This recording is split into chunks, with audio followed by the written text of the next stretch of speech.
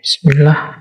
Assalamualaikum warahmatullahi wabarakatuh. Bismillah, teman-teman, mari kita mulai kajian kita. Kita mulai lagi ngaji filsafat kita. Oke, sekarang kita lihat dalam one dimensional man. Katanya Marcuse, masyarakat hari ini itu cirinya satu, teknologi. Maka dia menyebutnya masyarakat teknologi. Cirinya apa masyarakat teknologi itu? Yang pertama, manusia itu tidak penting. Peran manusia tidak menonjol. Lebih populer teknologinya. Itu contohnya banyak, saya nggak perlu menjelaskan. Kalau Agnes Monica mempromosikan HP, itu kan penting mana HP-nya sama Agnesnya? Penting HP-nya. Yang ditonjolkan kan HP-nya.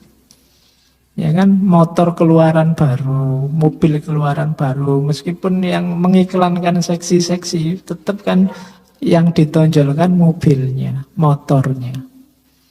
Teknologi lebih menonjol, lebih penting daripada manusianya. Oke, ngaji kayak gini misalnya masuk YouTube, itu kan lebih penting YouTube-nya. Jadi teknologi lebih menonjol. Kamu download buku sampai banyak e-book itu kan paling yang dibaca berapa? Tidak penting, yang penting punya koleksi e-book banyak. Jadi itu cirinya manusia teknologis. Ya kan? HP-mu itu mungkin harusnya sekarang ada HP yang sudah dipakai nelpon, nggak penting, SMS juga nggak penting, yang penting ada WA sama internetnya ada, selesai. Wong ya fungsinya nggak kepake yang itu. Tapi kan enggak, yang penting kita punya HP yang isinya macam-macam. Padahal coba kamu lihat fitur HP-mu itu ada 20-an lebih HP baru itu. Paling yang kamu pakai berapa? Kalau dibuang kan kamu nggak mau. Diganti HP juga nggak mau. Kadang-kadang kamu internetan tidak bisa, WA-an tidak bisa, tapi smartphone-nya kelas canggih. Jadi isone cuma nelpon sama SMS. Itu pun kalau ada orang nelpon mau ngangkat, ini ngangkatnya piye? Tidak bisa. KPN HP. Tapi kamu keren, kemana-mana kamu tenteng, lebih menonjol HP-nya. Padahal kadang-kadang HP-mu HP jadul, sementara temanmu HP-nya HP baru, itu kan kamu tidak mau menonjolkan HP baru ini. Mungkin kamu padahal orang pinter, orang baik, tapi karena HP-nya jelek, kamu minder. Lebih penting HP-nya kadang-kadang. Oke, teknologi, peran manusia tidak menonjol. Resikonya apa? Manusia teralienasi dari kemanusiaannya. Jadi kita tidak bisa mengekspresikan sisi manusiawi kita sepenuhnya. Karena ada teknologi. Ya banyak sisi-sisi manusiawi, keakraban, keintiman, ketulusan. Itu agak susah sekarang nyari. Nanti contohnya banyak di belakang. Yang ketiga, ya, kalau dulu manusia ini punya tujuan hidup. Sekarang tujuan itu dikondisikan oleh situasi yang namanya teknologi tadi. Jadi tidak bisa lagi kita, pokoknya kita ingin apa enggak. Sekarang mau ngomong, mengeluarkan pendapat aja kan kamu mikir mempertimbangkan teknologi. Ini kira-kira pakai kalimat yang menjual, yang bisa viral apa ya? Ya kan, kamu pikirnya ke situ. Yang kira-kira nanti yang like banyak itu kira-kira mengemasnya gimana ya? Teknologi. Kadang kamu jalan-jalan rekreasi aja kan kamu ndak menikmati kamu sedang rekreasi di mana, tapi kamu nyari sudut yang paling bagus untuk selfie. Jadi kamu ndak lihat itu loh, alam seindah ini kan ndak jadi fokusmu. Fokusmu, wah ini sudut mana yang bagus, spot mana yang enak untuk selfie. Kan selalu mikir gitu. Kadang-kadang sampai nekat narik yang dekat jurang lah, narik yang... Itu apa menikmati kamu? Kamu kan cuma nyari, pingin pamer ke yang lain. Jadi teknologi nyetir dirimu, bukan kamu yang nyetir teknologi. Itu cirinya masyarakat teknologi, katanya Markius. Dan akhirnya kamu ditindas oleh makhluk yang namanya teknologi itu. Hari ini kamu habis-habisan sudah ditindas oleh teknologi. Kamu tidak bisa lepas dari HP-mu 1 jam, 2 jam saja. Baru dicas saja bolak-balik kamu tengok. Ya kan, kamu nggak tega sekali kamu. Ya kan, kamu ditinggal pacarmu LDR jauh bertahun-tahun nggak masalah, tapi ditinggal HP-mu kamu stres. Baru 1 jam, baru 2 jam itu kamu sudah. Jadi kamu, ya itu contoh kecil ya HP. Banyak yang lain kamu tidak sadar, besar-besar. Teknologi. Jadi kita jadi masyarakat teknis sekali. Cara berpikir kita hari ini persis kayak robot akhirnya. Cara hidup kita juga begitu. Sekarang pegawai-pegawai di kantor itu semuanya absennya pakai mesin semua. Jadi telat 1 detik atau 1 menit aja dianggap telat. Itu kan agak tidak manusiawi sebenarnya. Ya manusia lah, bukan robot. So, pengerti kamu macet. Apa kebetulan pagi ini di kamar mandinya agak lama. Karena lagi asik main game kok menang terus, akhirnya nggak keluar-keluar. Iya. Ini mumpung menang ya Pak, kurang dikit jadi akhirnya telat kuliah.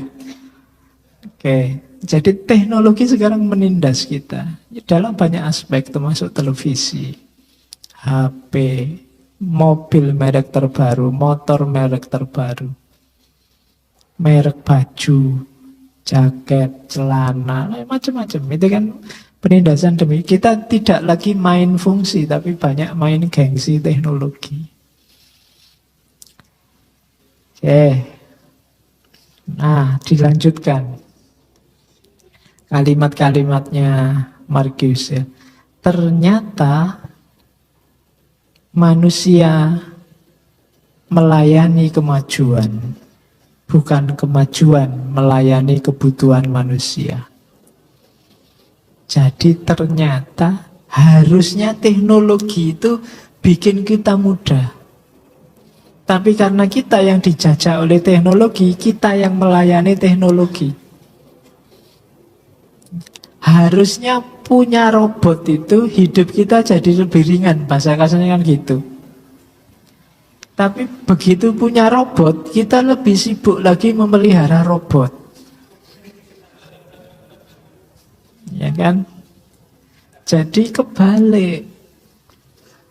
Padahal adanya teknologi kan untuk membuat hidup jadi mudah. Ternyata begitu ada teknologi, hidup kita jadi lebih ribet. Dan kita rela diribeti oleh teknologi.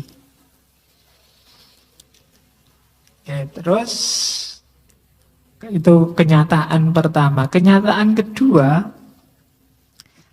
ini agak bau Marxis. Ternyata bukan kebutuhan nyata manusia yang menentukan proses produksi. Ini mengkritik Karl Marx. Melainkan kebutuhan itu sendiri diciptakan supaya hasil produksi bisa laku. Kamu beli HP bukan karena kamu butuh komunikasi via HP, tapi kamu dibikin butuh HP oleh produsen HP. Kamu dibuat butuh merek A, merek B. Berilah HP dengan kamera sekian puluh piksel. Loh, kamu beli kamera, mau beli HP. Tapi kan kamu lihat kameranya yang paling tinggi. Kamu lihat ini buat internetan kencang sekali. Jadi banyak, kamu sebenarnya tidak butuh itu. Tapi kamu dibikin butuh itu oleh produsen. Jadi harusnya produksi itu memenuhi kebutuhan kita, tapi sekarang logikanya dibalik. Kita dibikin butuh oleh sistem produksi. Itu yang terjadi hari ini itu. Ya enggak cuma HP, mulai merek baju, mulai merek lipstick, mulai make up. Hari ini banyak cowok pakai make up. Menyebutnya apa? Cowok metropolis. Itu kan kamu dibikin butuh oleh dunia produksi. Padahal misalnya ya obat apa pembersih muka itu sebenarnya bahan pembersih muka itu antara cowok sama cewek sama saja. Tapi sama produsennya yang ini dikasih for men, yang sana dikasih for woman. Akhirnya kamu ke toko kan lihatnya, oh ini kalau ini untuk laki-laki berarti ya kamu harus beli. Padahal selama ini kamu ndak pakai itu. Wong yo ndak selisih banyak. Kamu pakai apa ndak pakai kan tetap itu. Jadi, tapi kamu merasa lebih pede kalau sudah pakai pembersih itu. Mau dibersihkan gimana, Wong sudah kusam gitu. Ya. Jadi kamu dibikin butuh oleh produksi. Merek motor juga begitu. Merek baju juga begitu. Sama-sama jin, ya kainnya podo, jenisnya podo. Tapi kan yang satu merek terkenal, satu merek tidak terkenal. Dan kamu lebih pede kalau pakai merek yang terkenal. Setelah dipromosiin macam-macam. Oke, jadi yang kedua itu. Yang ketiga, hari ini teknologi itu nyetir kita. Bukan kita yang nyetir teknologi. Ya, contoh di depan tadi semua menunjukkan bahwa ternyata kita ini disetir oleh ciptaan kita sendiri. Undang-undang kita yang bikin dan akhirnya kita sumpek sendiri. Aturan kita yang bikin, terus kita stres sendiri menegakkan aturan. Sama, teknologi juga begitu. Kita bikin sendiri dan cari masalah sendiri. Oke, terus yang terakhir, realitas teknologi. Ternyata kebahagiaan yang ditawarkan oleh industri adalah kebahagiaan semu. Karena tidak membawa manusia pada pemilikan dan ketenangan, melainkan membuatnya tergantung dan semakin tergantung dari semakin banyaknya benda. Jadi kita semakin banyak memproduksi produknya orang-orang modern ini, semakin kita tergantung. Harusnya bikin kita semakin tenang, tapi enggak. Kita enggak semakin bahagia.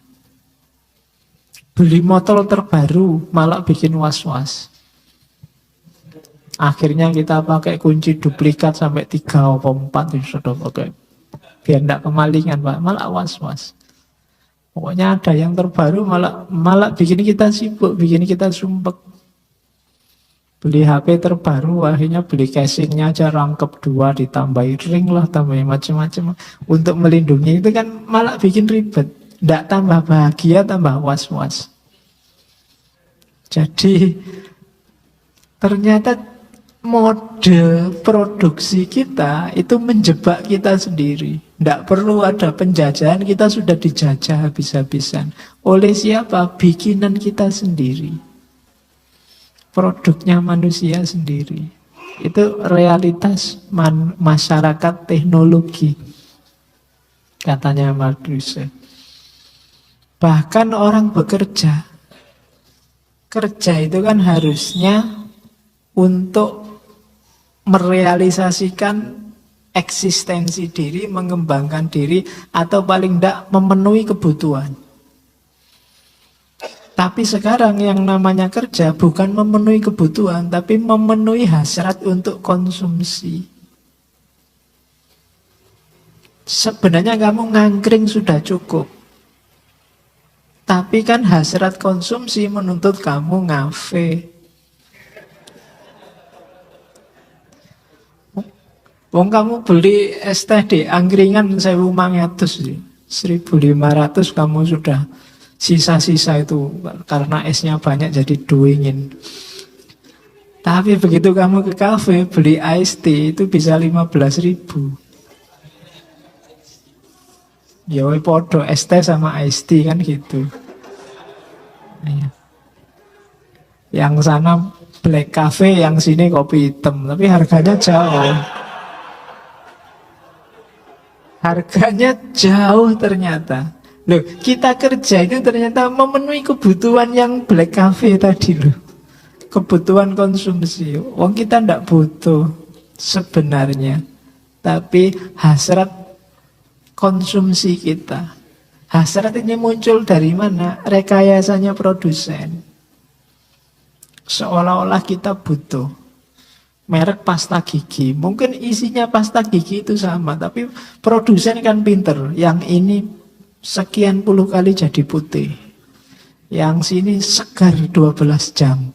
Yang sini jadi isinya podo wae, tapi kamu dipancing dengan itu, akhirnya masuklah kamu ke situ. Hasrat untuk mengkonsumsi.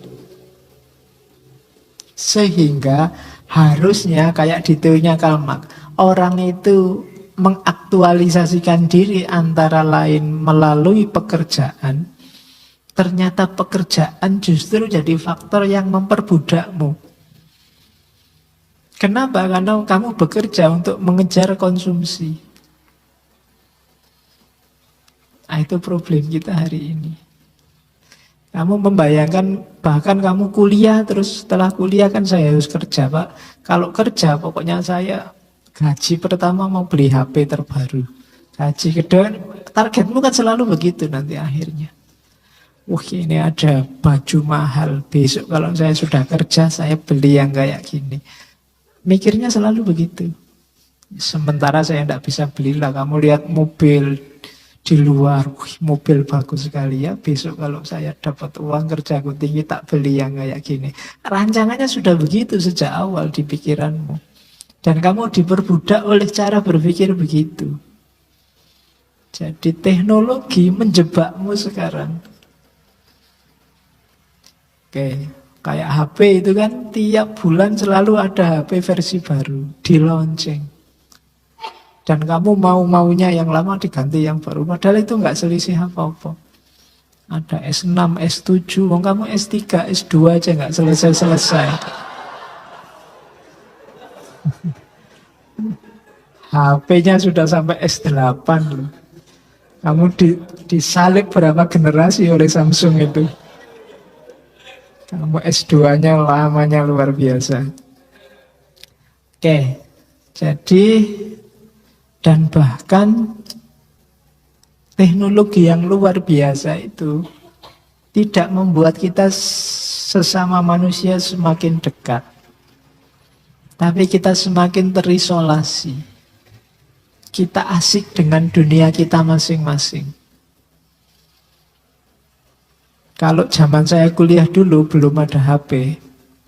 Kalau nunggu dosen masuk, itu ya ngobrol, bergurau lah. Pokoknya asik bareng-bareng. Bikin acara-acara apa bareng-bareng. Tapi sekarang nunggu dosen itu tenang semua. Ya. Jadi hari ini wajahnya semua bercahaya. Jadi menghadap HP semua di depannya. Jadi itu yang terjadi hari ini. Kita semakin saling terisolasi. Seolah-olah temannya banyak ribuan, cuma di Facebook. Dalam kenyataannya selalu sendirian. Iya kan? Saya bilang tadi kayak jago-jago, kayak orang terkenal luar biasa, tapi di luar nggak ada yang kenal. Wong kamu terkenalnya di Facebook. Mungkin Facebook itu ya fotonya agak trik. Jadi begitu kamu kenyataannya nggak ada orang kenal. Fotonya putih, mulus, begitu. Sudah. Iya. Orang nggak kenal. Loh kita kan sahabat di Facebook. Iya toh. Kok beda? Itu masyarakat teknologi hari ini. Kita semakin tidak akrab. Kita semakin tersekat-sekat hari ini. Terisolasi sesama kita. Oke, jadi kalau diringkas dalam pikirannya Marcuse, masyarakat industri itu cirinya yang pertama, dia dikuasai oleh prinsip-prinsip teknologi. Prinsip teknologi itu memperlancar, memperluas, memperbesar produksi. Nyawanya di situ sudah. Hari ini semua hal orientasinya ke sini. Kenapa produksi nyari untung? Bahkan negara pun sekarang fokusnya ke situ. Memperbanyak produksi, investasi, nyari untung, nanti diputar lagi untuk investasi lagi terus. Fokusnya ke sini. Jadi masyarakat industri, masyarakat teknologi.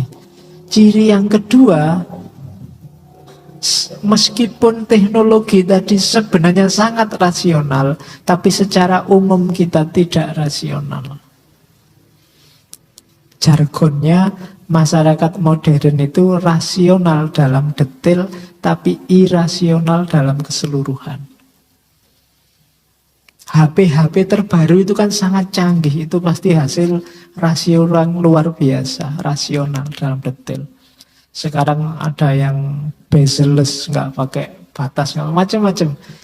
Rasional sekali kan itu, proses rasional. Tapi in general, proses keseluruhannya itu tidak rasional. Buat apa? Secara fungsi bedanya apa sama yang kemarin-kemarin? Apa kita butuh itu? Tapi kita kan nggak peduli itu. Jadi rasional dalam detail tapi irasional secara umum. Hidup kita mungkin begitu. Untuk yang kecil-kecil kita rasional sekali. Tapi begitu urusan besar kita tidak rasional. Tujuan hidup kita secara umum apa? Visi kita ke depan apa? Kita blank. Tapi untuk yang kecil-kecil kita rasional. Urusan HP rusak, urusan ya kan motor ngada, terusan kita detail sekali ngurusi sampai urusan-urusan kecil, tapi yang besar-besar kita cuek. Yang terakhir cirinya masyarakat industri teknologi itu one dimension. Kita ini semuanya sekarang hidup dalam satu dimensi. Apa? Melanggengkan sistem. Sadar atau tidak sadar, kita hari ini secara umum hidup kita melestarikan sistem yang sudah ada. Katanya Marcuse ini bahaya. Kita hanya satu dimensi, di situ saja mempertahankan sistem, mempertahankan status quo.